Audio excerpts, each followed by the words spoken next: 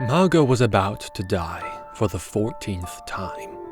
She had bitten into a rotten apple yet again. Its putrid flesh had, as always, infected her with carrion shade. The actress went through the motions of stumbling to her death while shouting her final words for all to hear. Oh, but how wondrous a dream is life! Only now, too late, do I wake to see its myriad of splendors, she bemoaned. With a puff of smoke and glittering powder, Kindred made a grand entrance upon the stage. As per tradition, they were played by one actor, his head covered by two opposing masks. He approached Magga, the white mask of the Lamb facing her. Hark! Do I hear a plea for my keenest arrow? Come, child. Let the warmth of your heart fade into the cold embrace of oblivion. Magga refused, as she had 13 times before. Any nuance in her performance was buried beneath the ear-splitting delivery of her scream. On cue, Lamb spun around, revealing the second mask, that of the wolf. "There is naught ye can do to stave off thine end," growled Wolf. I am but a poor young maiden. Please let my piteous cry fall on all four of thine ears. The audience seemed enraptured by the dramatics of the Orphelum Mechanical's theatrical troupe. With the twin threats of plague and war on the tongues of those in neighboring protectorates, death dramas were all the rage. Denji, the actor portraying Lamb and Wolf, descended upon the young actress, awkwardly bearing wooden fangs. Magga offered her neck at the threat of Wolf's bite, and she triggered the device sewn into her blouse's collar. Ribbons of red fabric unspooled, to the delighted pips and yelps of the audience. They'd gotten what they paid for. By the time the Mechanicals had staggered back to their wagon and set off in the direction of Needlebrook, there were no stars to be seen. Instead, a veil of clouds stretched across the night sky. "Needlebrook always delivers a good audience," Lucian, the company's owner and sole dramaturg, explained once more. He staggered around, drunk on his own accolades, as well as the wine that Parr, the wagoner, had grifted from the locals. The night wore on, and the troupe descended into bickering. Tria and Denji lambasted their playwright over the quality of his plots, which fell into a predictable structure. Tragedy strikes maiden, death finds maiden, death takes maiden. Lucian argued that complicated plots detracted from a good death scene. Magga, the youngest of the bunch, agreed with Tria and Denji's diagnosis, but kept her mouth shut. Had she not stowed away in the wandering troupe's wagon, she would certainly be somewhere far more miserable. Luckily for her, the Mechanicals had recently lost several actors due to Lucian's insistence on complete artistic control. Because of his attitude and obvious mediocrity, they were facing a drought of fresh faces, and so the Orphelum Mechanicals agreed to contract Magga to die in all of their dramatics for the foreseeable future, for which she had been grateful. Lucian was still smarting from Denji and Tria's words when he mentioned to Parr to stop and make camp. The inebriated auteur set out his bedroll in pride of place next to the wagon. He then threw the rest of the bedding into the long grass nearby. "Ungrateful players can sleep in the wilds," Lucian spat, "where they shall hopefully find their manners." The rest of the troupe built a fire and swapped stories. Denji and Tria had fallen asleep in each other's arms while whispering potential names for their unborn child into each other's ears. They had nattered on about the day the traveling company would stop in Yandel, a town so perfect and peaceful they would set aside their vagabond ways to raise their child. Magga moved closer to the crackling fire so its pops and whistles would drown out the irksome affections of her traveling companions. But sleep never came. Instead, Magga tossed and turned, thinking about the looks on the audience's faces as the coiled spurts of blood unfurled from her neckline. A pretty maiden struck dead by her own naivety was all the theatrical pomp Lucian could muster, but the crowd lusted after the gruesome facade. Eventually, she left her bedroll and set out into the woods to soothe her unsettled mind. In the dead of night, Magga came upon a low grassy mound with slabs of standing stone at its base. Although she could not read the inscriptions, her fingers traced the familiar etching of Kindred's twin masks. This was a place of the dead, a burial site built long ago. She felt a chill on the back of her neck that compelled her to look up. She was not alone.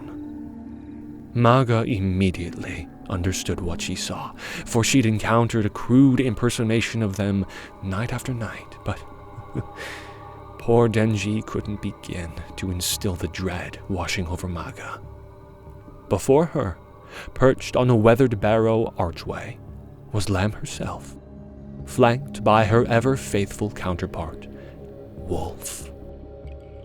I hear a beating heart, said Wolf, his black eyes twinkling with delight. May I have it? Perhaps, replied Lamb. I sense she is afraid. Speak, beautiful one. Tell us your name. I would have yours first, stammered Magga, stepping backward. Her slow escape was halted by this speedy wolf, who materialized unsettlingly close behind her. He spoke directly into her ear. We have many names. In the west, I am Inya to his Ani. Said Lamb. In the east, Varya to his Wulyo. But we are kindred everywhere. I am always Lamb to Wolf, and he is always Wolf to Lamb. Wolf reared up and sniffed at the air. She is playing a boring game, said Wolf. Let us play a new game, one of chasing and running and biting. She is not playing, dear Wolf, said Lamb. She is frightened and has lost her own name. It hides behind her lips, afraid to come out. Worry not, dear child. I have found your name. We know it, as you know us, Magga. Please. Magga stammered. Tonight is not a very good night for... Wolf's great pink tongue lolled out to the side of his mouth, and he proceeded to cackle. All nights are good nights for bouncing, said Wolf, laughing. All days are too, Lamb said. With light comes a clear shot. There is no moon tonight, cried Magga. She used what Lucian had taught her, to gesture grand so those in the back could see her movements. It is hidden by a blanket of clouds, tucked away from my eyes and yours. Without the moon, what would be the last thing that I would see? We see the moon, replied Lamb as she caressed her fabled bow. It is always there. Well, there are no stars, said Magga, trying again, this time gesturing smaller and speaking quieter. No menagerie of twinkling diamonds, glittering in the midnight hue. What more beautiful view could one hope for, whence one meets Lamb and Wolf? This Magga thing is playing a new game, growled Wolf. It is called stalling. Wolf stopped moving and cocked his head to the side. He turned his sideways snout toward Magga before speaking. Can we play chasing the Magga thing and bite her to bits? Wolf clacked his fangs together loudly for effect. Let us ask her, said Lamb. Magga, do you prefer Wolf's chase or my arrow? Magga was trembling now. Her eyes raced to take in every last detail of the world around her. It wasn't such a bad place to depart. There was grass. There were trees. There was the ancient archway. There was a stillness to the air. I would prefer Lamb's arrow, she said, looking at the rough crusts of bark on the trees. I'll imagine myself climbing to the highest boughs, like when I was a child. Only this time, I will never stop climbing. Is that what it's like to go with you? No, said Lamb. though it is a nice thought. Fear not, little maiden. We are just having our fun.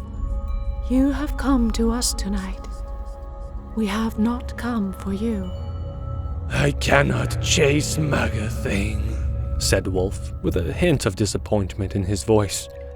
but there are other things nearby, other things ripe for the chasing and the biting. Hurry, Lamb. I am hungry.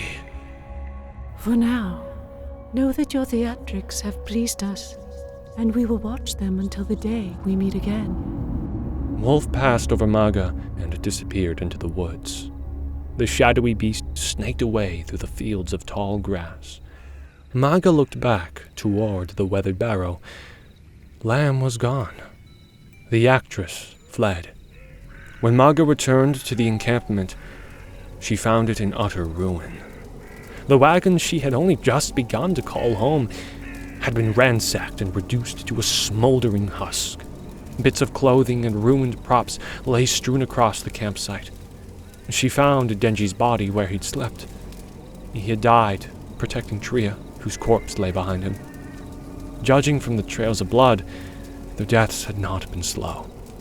They had dragged themselves toward each other, their fingers entwined in one last caress before death. Magga noticed that Aleutian had managed to kill 2 of the bandits before being burnt to a crisp, along with Par, in the wagon. The only thing that remained untouched were Denji's lamb and wolf masks. Magga picked them up and held them in her hands. She placed the lamb mask over her own eyes and heard the voice of Wolf. Chase the Magga thing. The maiden ran the distance to Needlebrook, never once looking back. The golden round was filled to the brim with a sea of twinkling eyes, all glittering in excitement at the velvet curtain. The king sat in the theater with the queen and her advisers, all eagerly awaiting the onset of the dramatics. Everyone hushed as the black curtains lifted to reveal the actors. Magga sat in a quiet dressing room under the stage. She heard the crowd fall silent as she studied herself in the mirror. The luster of youth had faded from her eyes years ago, and left her with a long shock of silver running through her hair. Madam, said the stagehand, you're not in costume yet. No, child, Magga said. I only dress at the last moment. It is the last moment, said the young stagehand, holding the 2 final pieces of Magga's costume, the same lamb and wolf masks from her days in the Orphelum Mechanicals. May your performance be blessed tonight, the stagehand said. Magga prepared to leave for the stage. She slipped the masks over her head. The old chill from the dark barrow crept down her spine. She welcomed it, as always. She enthralled the audience as she glided onto the stage embodying Lamb's graceful movements. She thrilled the crowd with her rendition of Wolf's playful savagery. She, as the twin deaths personified, eased the suffering of her fellow actors or ripped it from their throats until the crowd stood on its feet and erupted in thunderous applause. It was true. All audiences loved a good death, and they loved Magga's more than any other. Even the king and queen were on their feet in praise of her work, but Magga heard no applause and saw no ovations. She didn't feel the stage beneath her feet, nor the hands of her fellow mummers in hers as they bowed low. All she felt was a sharp pain in her chest. When Magga looked out over the audience, every single face was either a lamb or a wolf.